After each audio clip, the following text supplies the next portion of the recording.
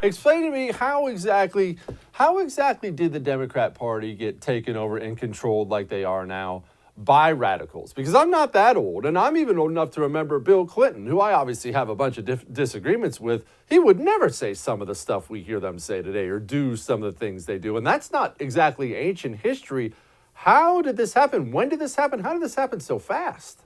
Well, I mean, you didn't even go back as far as Bill Clinton. I mean, take a leader like a Dr. Martin Luther King Jr. This is the start of Black History Month, and he's a guy that would actually be canceled by the Democrat Party today for espousing religious convictions. Right? That's totally not allowed from the Democrats right now. But I think the challenge is not just owned by Democrats. I think certain establishment Republicans in Washington, D.C. bear some ownership as well. When we've allowed and ceded so much ground to the far left, we've allowed them to dominate the conversation. You know, again, conservative values work, and conservative it's not about, you know, a particular ideology per se. It's more about just doing those things that your grandmother taught you, paying your bills on time, not using more than what you need, you know, saying please and saying thank you.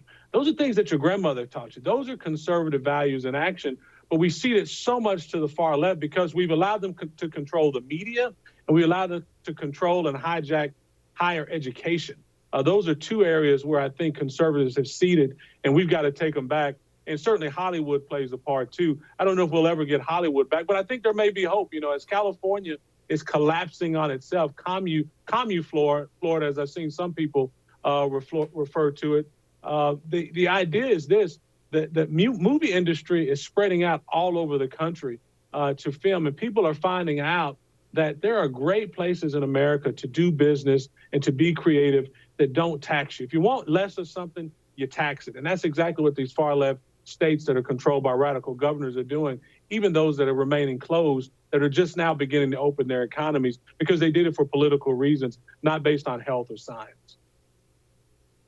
Yeah, but TW, I'm worried about that too. I mean, look, I doubt you want them in Oklahoma. I don't want them in Texas. If you're in the movie industry, I see what they've done to a great state like Georgia. I mean, I'm dead serious. Georgia's blue now. We all know why and how that happened. I don't want them in my state.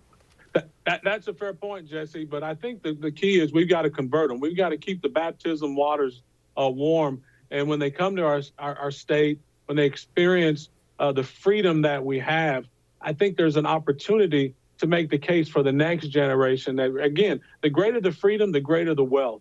And I think, you know, I heard George W. Bush say this years ago, that inside every American, inside every human being, there is a desire to be free. And the challenge is we've lived so well and with such a high standard of living in this country for so long that even those that are oppressed think that they're free. But as Harriet Tubman once said, I could have freed 1,000 more slaves if they just knew that they were slaves.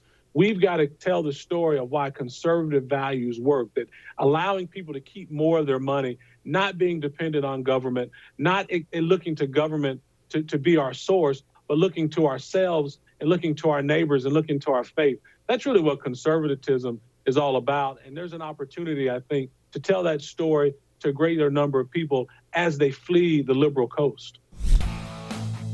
Hey, thanks so much for watching The First on YouTube. If you liked what you saw, go ahead and like and subscribe. You heard me. Like it, subscribe. You'll get a lot more of it and a lot more of me.